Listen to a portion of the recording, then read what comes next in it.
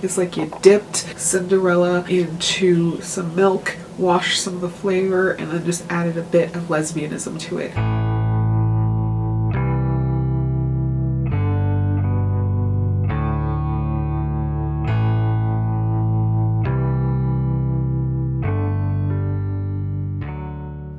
Hey guys, this is Kirsten, and today I'm going to be doing a book rant slash review. I haven't done one of these in years, so this should be a key indication that I feel some feelings about this book.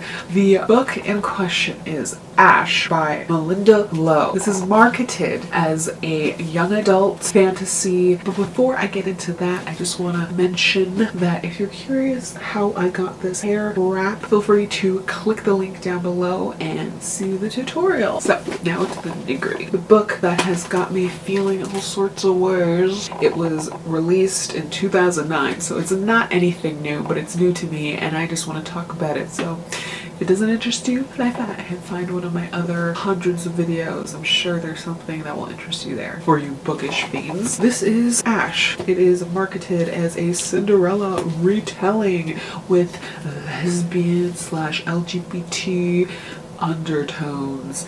That got my attention. It's fantasy. It's a retelling of a classic story. Lesbians, like, if you guys don't know, I'm pansexual, so any sort of queer representation in literature is a-okay with me. And why I wanted to pick this up after so many years, like I'm 27 now, I could have easily read this when it came out. I remember hearing about it when it came out. I don't know what took me so long. I don't know. But I read it now, and now I have all sorts of feels. Let's read the dust jacket, shall we? It says, in the wake of her father's death, Ash is left at the mercy of her cruel stepmother. Consumed with grief, her only joy comes by the light of the dying hearth fire, reading the fairy tales her mother once told her. In her dreams, someday the fairies will steal her away, as they are said to do. When she meets the dark and dangerous fairy, Sidian?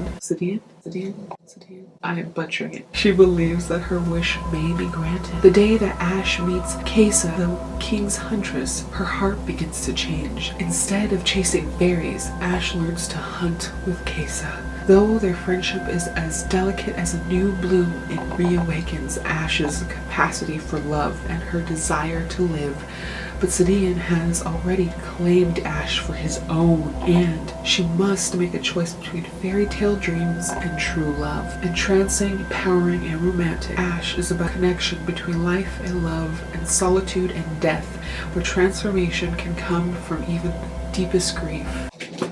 Tell me that does not sound epic. Whoever wrote the dust jacket for this needs a freaking raise, because that's what freaking sold me. Besides the concept, I'm a sucker for all things LGBT related, but I will give it credit. It is one of the first fantasy YA novels that I know of. I'm sure there's more. That is what kept me through. However, everything else about the story kind of fell short. I think the most exciting part was the dust jacket. I wanted it to be enthralling, encapsulating. I wanted it to be just, I want to feel that new love and the magic of fairies and the conflict between true love and magic and everything wonderful and good and corny, whatever. I wanted that, and that's what I expected from this book. And it didn't really deliver, in my opinion. I mean, it wasn't horribly written. It's written in the third person, which a lot of fantasy books that I've read do. I'm usually fine with third person. However, with this story, it read really cold and flat.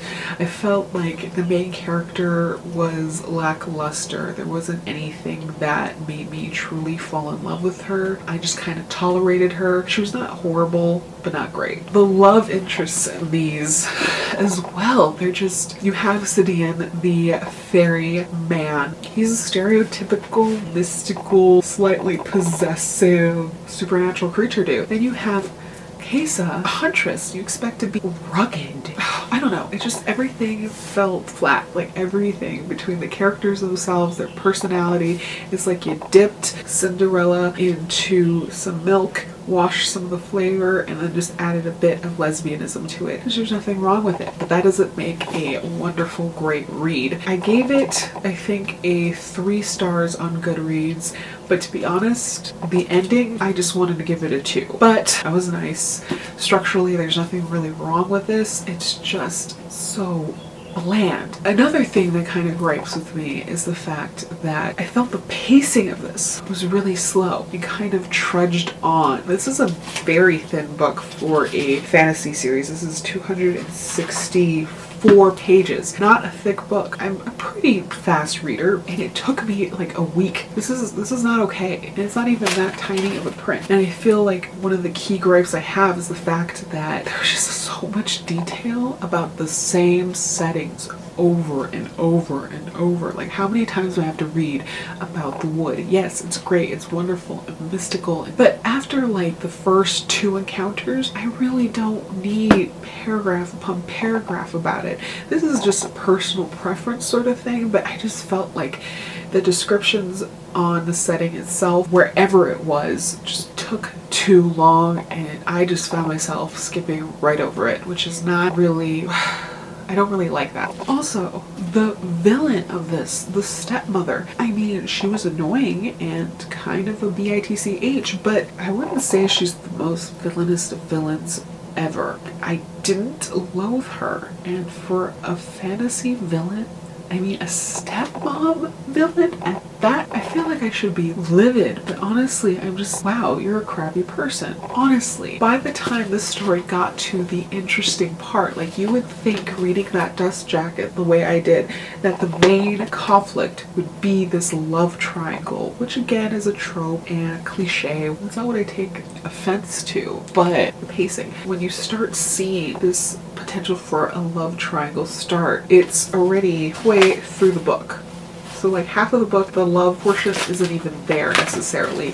You meet one love interest, but even that is not really lovey or energy. By the time you get to Huntress part, the story is halfway done. But by the time you get there, you feel like, oh, this Huntress is gonna come in on her horse and sweep the main character off her feet and just insta love, or at least insta friendship or something. But when they say their friendship is delicate being the key friggin' word, I'm not really rooting for the other love interest. I'm not really feeling any sort of strong pull either way from any characters other than, oh, I feel kind of bad. Your life has some shitty situations, don't get me wrong, but I just don't feel anything other than mild pity for this character, which is a bad thing, especially when you've had 126 pages to make me care about them. Love interests be damned. By the time the actual premise happens with like this love triangle setup, I don't feel that romantic tension. I don't feel that romantic connection. I don't even feel a platonic connection, to be real with you. All the attention that the author spent describing or